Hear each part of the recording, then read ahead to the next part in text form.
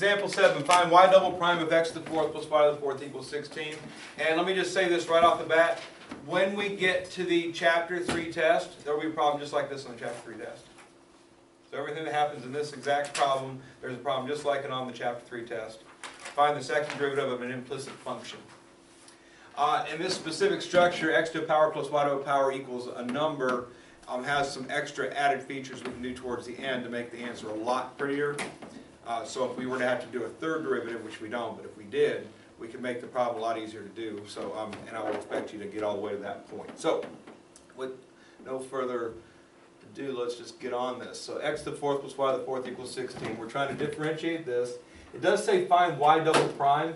I prefer d squared y over dx squared instead of y double prime. The book tends to use these primes more often than anything.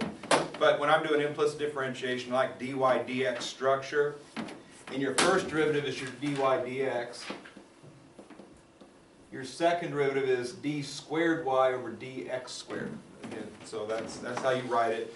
If you don't write that exactly correctly, I'm not going to count off for you having the wrong object there representing it. Just make sure you know what that means when you're writing it down on your paper. But that's how you write the second derivative in the dy dx form. Alright, so with that in mind, if I'm differentiating x to the fourth plus y to the fourth equals 16, the first derivative, 4x cubed is the derivative of x to the fourth. That is an x function, so it is just the derivative, nothing else extra added necessary.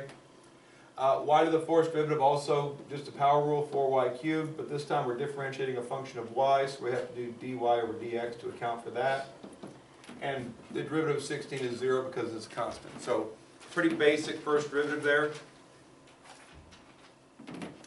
Then I want to get dy dx equals, so at this point I've got dy dx here, I've got no dy dx here or here, so I'm going to move the 4x cubed over to the right.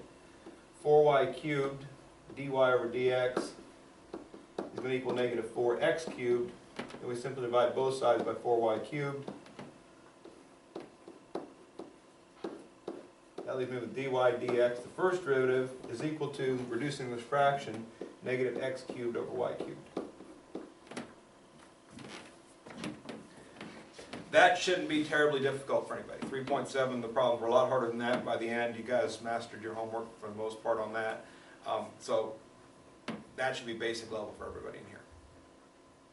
Next, we want to do the second derivative. This is where it starts getting a little bit ugly, and this is where our algebra skills are going to have to kick in. And pay close attention to detail when you're doing this. So what I'm looking at is my first derivative is a quotient structure. So I need to use the quotient rule to differentiate. And the way this next step goes is this. So I start at my first derivative. I'm going to put a box around that because we might need that later. And I'm going to put my second derivative stuff in red. I'm ready to differentiate right away because we got a quotient structure. It's simple. We got x to the power, y to the power. I can't make that any really simpler than what it is. So this is how it goes. I put d squared y over dx squared. That's the second derivative. So I'm changing the first derivative to the second derivative. And then I'm going to apply the quotient rule to the right-hand side of this first derivative. It's a quotient. The low side, the low part is y cubed, the high part is negative x cubed. So when I do low d high minus high d low, that's what we're doing. And d high is derivative of the top, which is an x function, no worries. D low is derivative of a y function, so we have to put a dy dx on it. Okay, so let's watch what happens here. So low d high is going to be y cubed times negative 3x squared d high. Low d high, again, just basic stuff there. Low is y cubed, it's just we write it down. D high, negative x cubed, is negative 3x squared. It's an x function, so we don't have to put anything extra on it. Continuing the quotient rule, minus high d low. High is negative x cubed. D low is the derivative of y cubed, which is 3y squared. But that is a y function, so I have to stick a dy dx on it. Even though I'm doing a second derivative, I'm going to put a first derivative object within my answer. Over the square of what's below, that's just going to be y to the sixth power.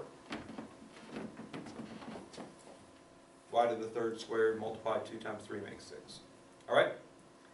And that is the quotient rule. That's the only calculus at this point. Okay, we did calculus from here to here, did some algebra, did calculus from here to here, now we're going to do a bunch of algebra. So those are the only two calculus steps happening in this problem. Everything else is algebra. And the one thing that tends to be a headache for students is this dy dx hanging out in here. What does dy over dx equal? Negative x cubed. Equals that, right? So substitution property from algebra says that if we know something equals something, we can replace this something with that something, right? So we have dy over dx in our answer. We know what dy over dx equals, so we can get dy dx out of our answer. So I'm going to beautify this up a little bit as I go. So I'm going to do this beautification in green. I'll do this beautification in red. I'm going to do my substitution in blue, and I'll keep y to the 6 in the bottom. So it ends up looking like this. D squared y over dx squared equals. All right, the green part. All I can do to make that prettier is make it negative 3x squared y cubed, right? The red part. I've got minus, minus, which makes plus, and then I've got 3x cubed y squared. That's being multiplied by dy over dx, which we know is negative x cubed over y cubed. And that's all over y to the 6th. All right, and that's a typical step in a problem looking like this. So again, you start off with a really basic implicit differentiation. You get a pretty easy derivative. That's usually a quotient. So typically the quotient rule has to be used to differentiate, and this dy dx is going to show up somewhere in your work, so you're going to have to stick a dy over dx back in, substitute it in while you beautify everything else. Now what happens, this is a quotient usually, so we got to multiply these together to get whatever we get. So if I do that, d squared y over dx squared becomes, I'm not even messing with the green term right now. Negative 3x squared y cubed is fine the way it is. Okay. Notice I'm doing a positive times a negative, so I'm back to minus. And 3x cubed, y squared, and x cubed are all on top, y cubed's on the bottom. This and this reduce down to a y on the bottom. So if it doesn't look like a fraction, it's in the numerator, so that's in the numerator, this is the denominator, those reduce. Still got a y on the bottom, you can't do anything about that, that's fine. But if I go ahead and make this the prettiest thing I can make it, 3x cubed times x cubed makes 3x to the 6th. We've already accounted for the minus sign, with the plus minus makes a negative. We're left with the y on the bottom, all over y to the 6th.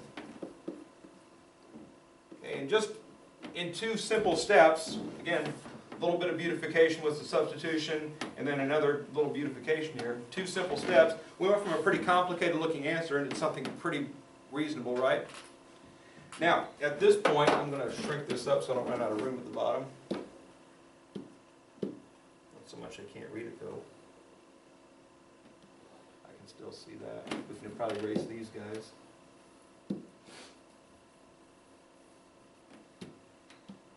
All right. This is a fraction, right? We don't like fractions inside of fractions. Its denominator is y. That's the only fraction in the whole thing. So multiplying each of the three terms by y will fix that issue. So we have d squared y over dx squared equals. So everything's y bigger. So this is going to be negative 3x squared y to the 4th minus 3x to the 6th, because the y's cancel, all over y to the 7th. Again, all I did was times y times y times y. Those y's cancel. Y times y cubed makes y to the 4th, y times y to the 6th makes y to the 7th. And that looks good, right? It's pretty reasonable, everything's nice and pretty in there, and it's a good answer. Okay, so again, that's a correct answer, there's nothing wrong with it. Suppose I have to do a third derivative. Looking at the quotient rule here. Low d high minus high d low. When I do d high, I got a product rule inside the quotient rule. It's going to be this big thing that might not, I'm going to have to turn my paper sideways to fit it on there. It'd be really like this lengthy thing on top. So here's what I want to show you that happens on this specific structure every time. And again, I'm expecting you guys to see this when the chapter 3 test comes around. That same structure is going to be on the test. I've told you about it now. I'm going to tell you about it during the study guide. When you're practicing the study guide, it's going to be on there too. I expect you to see this. Negative 3x squared is a common factor here, right? It could be positive 3x squared if you wish. I'm going to take out negative because they're both minus. So if I take out the common factor 3x squared and I take it out as a negative, the minus is going to change signs, and the 3x squared is going to drop both of these powers by 3x squared. So if I take negative 3x squared off this, I'm left with y to the 4th power. If I take negative 3x squared off, then I'm left with x to the 4th power.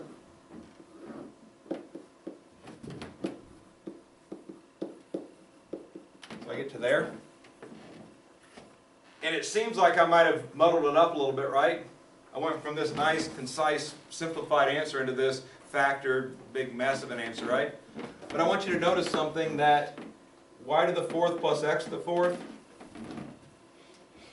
equals 16.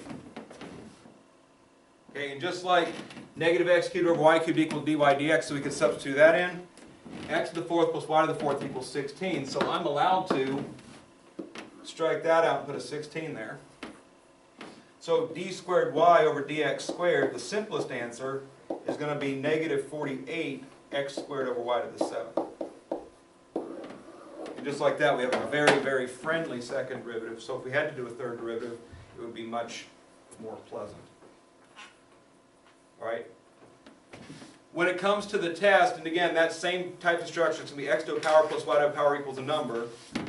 If you get me to this point, you won't get full credit. You have to get me all the way down to this final answer to get full credit. You'll get most of the credit if you get me to this point. That's great work. Okay? But I do expect you to expect that and do it and make that happen.